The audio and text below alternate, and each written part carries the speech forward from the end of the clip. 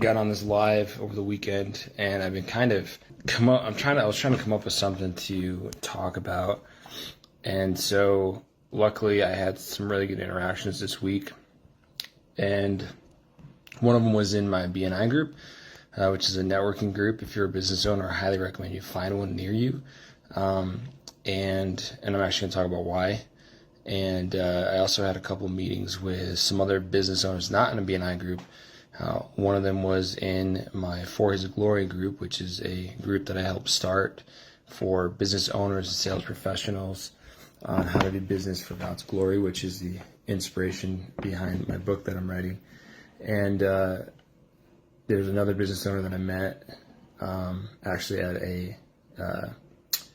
at a trade show, home show, that I was a part of. Anyways, met with all those guys, and all of those meetings kind of came together into one sort of concept, and it's a concept I've talked about in the past called, learning things the hard way. And so I want to talk about that a little bit more, kind of going a little bit deeper on that one.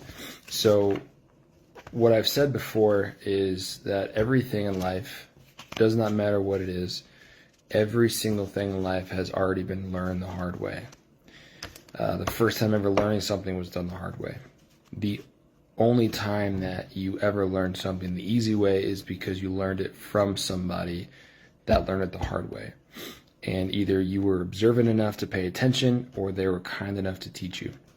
And that's kind of where I'm diving into the BNI and other networking in general, is how do you stop learning things the hard way?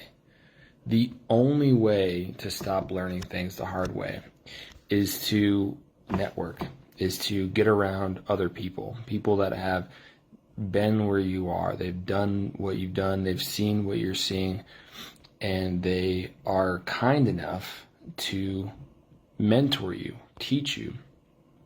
It doesn't matter. Like, if you step into a room, your goal should be to be the dumbest one in the room, because then you can just learn from everybody there, and you can learn all of the hard ways and the easy ways to do things so that you don't do it the hard way. But there's another part of that, and I've talked about it in other lives as well, about who's in your room, paying attention to who is in your corner, who you're spending your time with. Yes, you want to spend a lot of time with professionals that are better than you and smarter than you and can push you and pull you into different directions that help you grow. But that's just it, is that they're willing to do that. You don't want to be in a room of people who maybe they're in a better place than you, but they don't care about you. They don't care about your growth. They don't care about what you're struggling with or what you're going through. All they care about is themselves. That's not the group you want to be in. And don't try to conform to fit their standards. Okay? So I'll just say that. So learning things the easy way comes down to getting out there and networking with people and getting outside of your comfort zone. Don't be afraid to step into that room where you feel like you don't belong, because someday you will. Absolutely. Well, first of all, you do belong there, but someday somebody else is going to step into that room and feel the exact same way you do. But thankfully, by that time, you will have the wisdom to teach them. But the only way you're going to be able to do that is if you step into that room when you don't feel like you're ready to. That is how you learn things the easy way.